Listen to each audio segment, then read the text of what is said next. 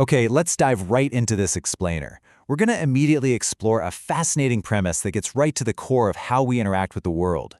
Reality isn't always what it seems. In fact, when it comes to human behavior, especially in the workplace, what we tend to think of as objective truth, it's often just a highly filtered, heavily biased personal interpretation.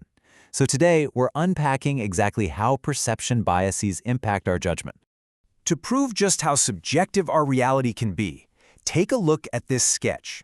As your eyes scan these black and white lines and shadows, your brain is actively trying to construct a reality out of them.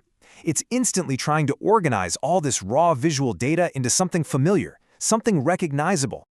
So, what did you see first? Did you see a duck with its beak pointing to the left, or did you see a rabbit with its ears pointing to the left? Isn't it absolutely incredible that two people can look at the exact same arrangement of ink on a page and perceive completely different realities?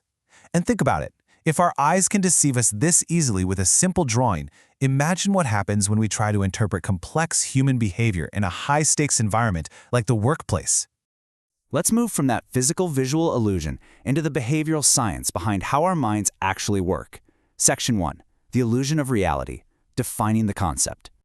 So perception is fundamentally an individual's own view of the world. It's the active process of selecting, organizing, and interpreting information. And understanding this definition is absolutely essential if we want to figure out why individuals differ so vastly at work and how that influences their behavior. See, we don't just passively record what happens around us, like a video camera. We actively filter it. We pick and choose certain details, organize them into patterns, and interpret them based on our own internal programming. If we're constantly filtering reality, what exactly is doing the filtering? That brings us to Section 2, Factors Shaping Your View. What twists our reality? Every judgment we make is basically dictated by a three-way tug-of-war. Every time you perceive something, it's the result of an interaction between three things: the person looking, which is the perceiver, the context they're in, the situation, and the object or person they're looking at, the target. Let's break those down a bit. First up, the perceiver. When you look at a target, your interpretation is heavily influenced by your own attitudes, your hidden motives, your interests, your past experiences, and your expectations. Second is the situation.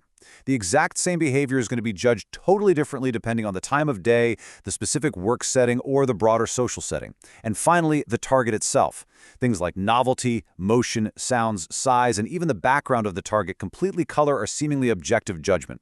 So literally, before you even form a conscious thought, your past experiences and your current setting have already shaped your reality. Let's see how this all builds into our social judgments. Section 3. The attribution game. Judging the causes of behavior. This brings us to a fascinating concept called attribution theory. This theory explains how we judge people differently depending on what meaning we attribute to a given behavior.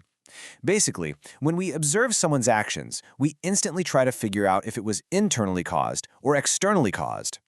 Internally caused behaviors are those we think are under the personal control of the individual, like thinking someone is snapping at you because they just have a terrible temper.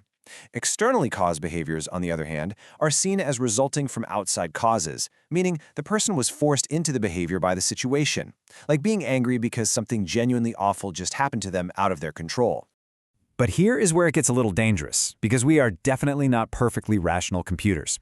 Section 4. Traps of perceptual errors, the cognitive villains. These are the biases that routinely hijack our attribution process. Notice how this next part perfectly highlights human hypocrisy in action. First, we have the fundamental attribution error.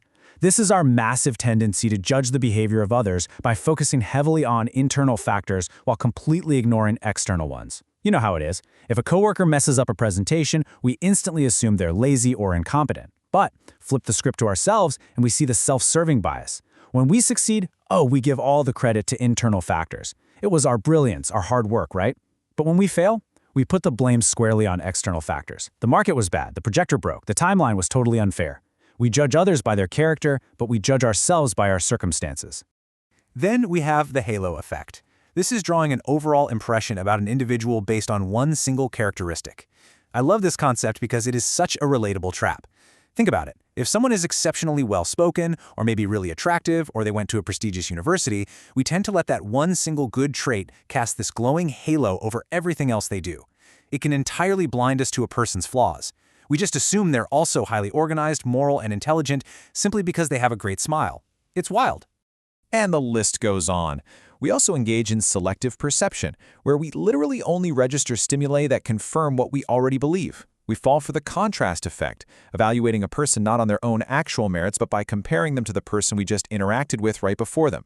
We use stereotyping, judging someone solely based on our perception of the group they belong to. We use projection, which is our tendency to see our own traits in other people.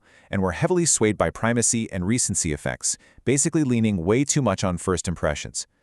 Take a second to honestly reflect on which of these mental shortcuts you fall victim to the most. We all use them to save brain energy for sure, but they heavily distort our reality. So where do these perceptual errors actually wreak havoc in a business organization? Let's get into Section 5, Biases in the Workplace, the Real-World Stakes. There are specific, critical applications of perception in any organization. Think about employee interviews. Different interviewers can look at the exact same candidate and care about totally different things. One sees their attitude, another focuses on their values, a third zeroes in on their technical knowledge. Their own perceptual biases completely dictate the hire. Then consider performance expectations and performance evaluations. An evaluation isn't some perfectly objective measure of work, it very much depends on the manager's perception of that employee. And finally, assessing employee loyalty. If an employee looks outside the organization for opportunities, a manager's perception might instantly label them as disloyal, completely disregarding the context. In every single one of these critical organizational functions, an unchecked perceptual bias from a manager can completely derail fairness. And the ultimate casualty of all this bias? Employee effort. If a manager is genuinely free from bias and their judgment is true and fair, employees will put in more effort and actively help the organization meet its goals. So, the absolute crucial point here is that if managers are blinded by the halo effect or the fundamental attribution error or stereotyping, instead of being fair, employees will simply stop trying. They'll disengage because they realize the system doesn't reflect objective reality. It only reflects the manager's flawed perception. They might even be falsely labeled as disloyal, all because of a simple perceptual misunderstanding. And this brilliantly illustrates the delicate ecosystem of a modern workplace. We all bring our individual biological foundations, our backgrounds, and our deeply flawed perceptual lenses into the office every single day.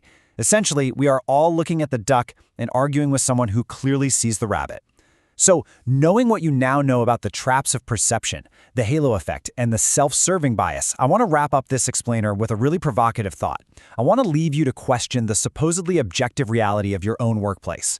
If our human judgment is inherently this flawed and filtered, just how fair was your last performance review? Seriously, think about it. Thanks for joining me for this explainer, and keep questioning what you see.